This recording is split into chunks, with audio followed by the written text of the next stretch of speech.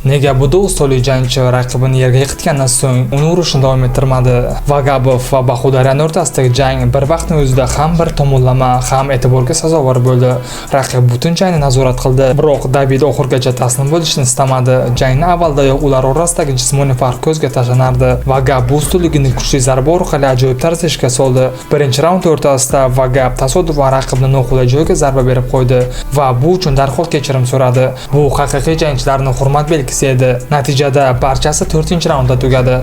Vagabov yana bir bor Baxudaryani burchakka qisib, kuchli zarba bilan bosim o'tkazdi va chap tizzasi tomon low-kick yo'lladi.